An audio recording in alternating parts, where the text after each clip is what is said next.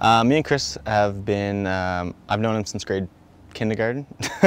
We went to school our whole lives, and when I was 12 I bought a bass, and I heard through the grapevine that he played drums, so we got together when we were 12 years old and we started playing music.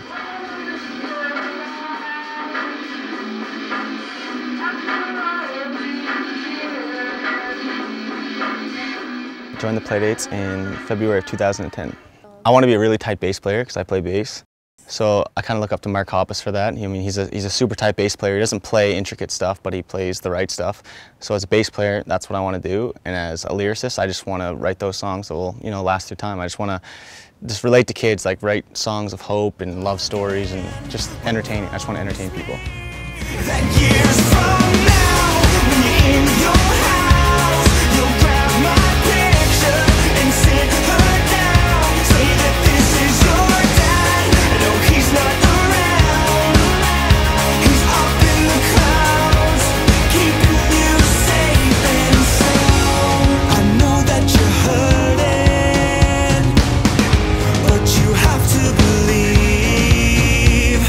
Well, we heard of a guitar player in the city in St. John that everyone knew about, and my initial thought was he doesn't want to join a pop band because he was known as a jazz guitar player and everyone knew how talented he was. But a friend of mine, Scott McRae, who I work for every now and then doing stage production, he told me about him. He's like, man, you really got to give this guy a call, and you know, that's all he wants to do is play music, be in a band. My name is Aaron Kyle, and I play guitar for the Playdates. Adam and Chris were in a band prior to the Playdates, and when they wanted to start up this band, I think there was like a call out over Facebook or some social media, and I think even 97.3 got involved a little bit. I was teaching at Long McQuaid, and a fellow that I work with, he said he was gonna he said he'd throw my name at Adam and Chris, and then like that night, I got a message from Adam saying, he just asking me if I was into it, if I was into being like to go for it. People I look up to like aren't really around anymore because my background is blues. Like first thing I ever heard someone playing guitar was Stevie Ray Vaughan, and it was Voodoo Child, which is a Jimi Hendrix song, and that was it. I remember laying in my bed and I saw Voodoo Child come on. It was on Austin City Limits on Maine PBS, and just the way that he hit that guitar, and I was like, I'm doing that for the rest of my life. Tell her I'll always be with her.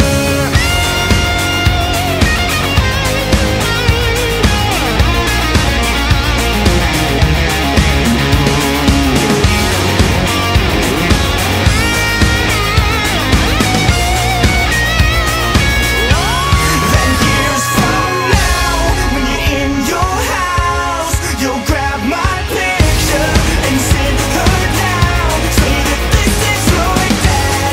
No, he's not around.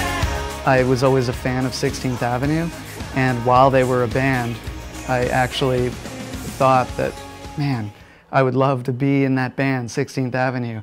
And then, so when Adam was posting a status about needing a new member, I jumped on it, and I didn't play keys at the time, but I figured that I would just learn as I went. He messaged us saying that he played keyboards, and we'd all gone to high school and elementary school together, but we were never friends. We never hung out. We barely talked to each other. So it was kind of cool seeing him again. He messaged us, and me and Chris were like, wow, you know, like we didn't even think of him. If we don't make it, then I'll probably turn to a life of crime.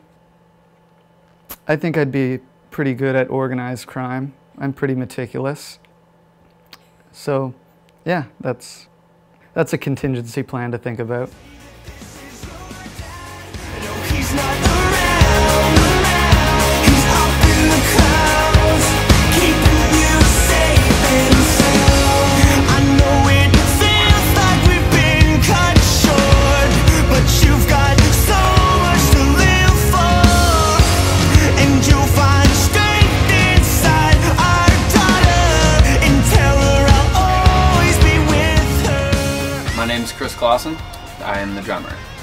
If you're truly trying to follow your dream, regardless what it is, especially if it's in the arts, there's a good chance you're not doing a good job balancing everything you should be. Poor a lot, but if it's worth it, then you can put all the bad things aside. That my life had a purpose. There was a plan for me.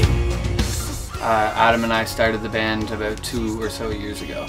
It was Adam's idea. We weren't going to have another band after 16th Avenue, and we realized that it was impossible not to play music. So he came up with the idea after seeing some interview with Justin Timberlake and some play on words in his head, and we became the Playdates. 16th Avenue started in 2001, and it was basically a Blink-182 cover band. 8 years. We played together for 8 years.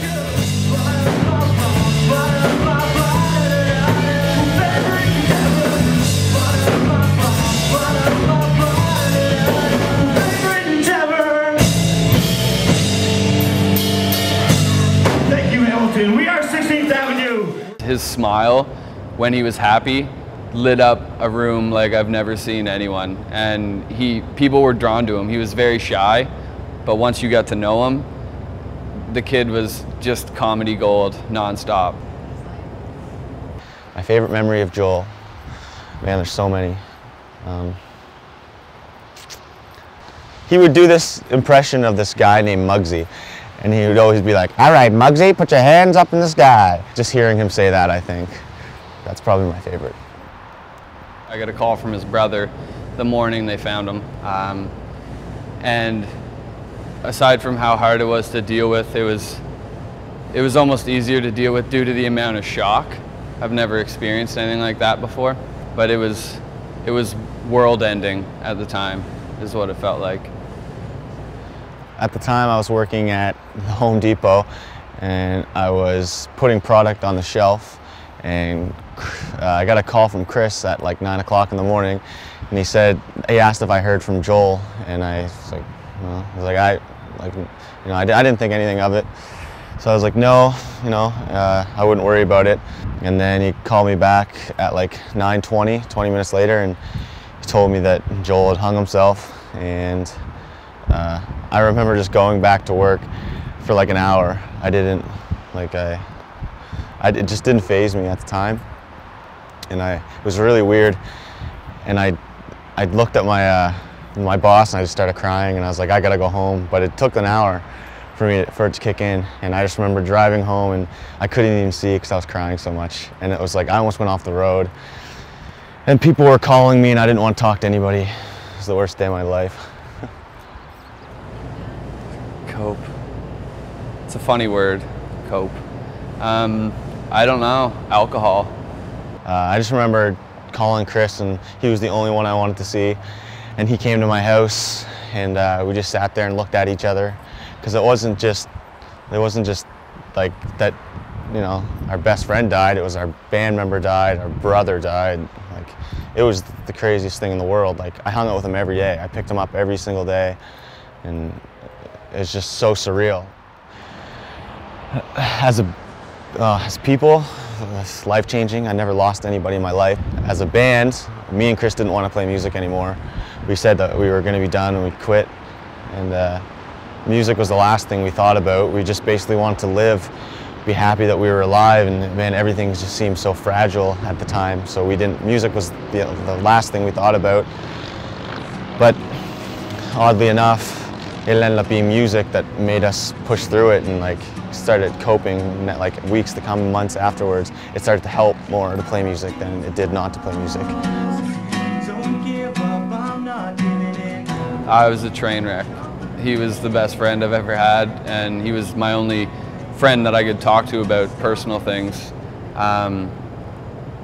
It cleaned me up.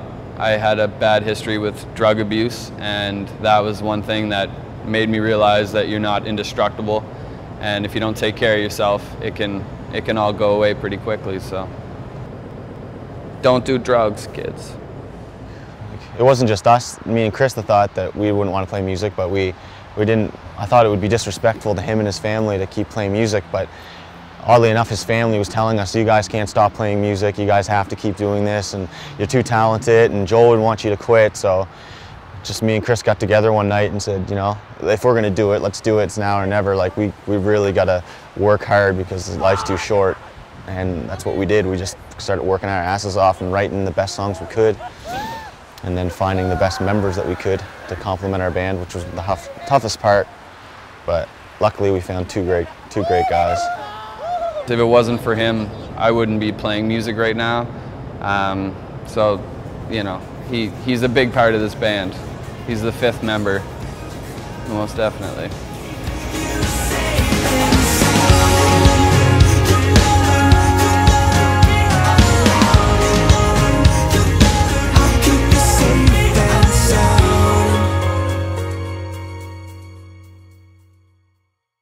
So your new single, All for Love, can you tell us a little bit about it? It's just a love story, you know? Oh, is this the video that you guys are going to be working on? Yes. Okay, we're going to be talking about that and how you could be a star too, along with the Playdates. If you're a cute teen couple. And we're out. That's what they're looking for. Unfortunately. We're out. Want to play the song? Well, we're not a couple, and we're not teens. You better say I'm cute. Cute as the dickens, that's for sure. Thank you. You want to play the song right now? I do. All right, let's get right into it. Playdates, brand new music, All for Love, 97.3 The Wave.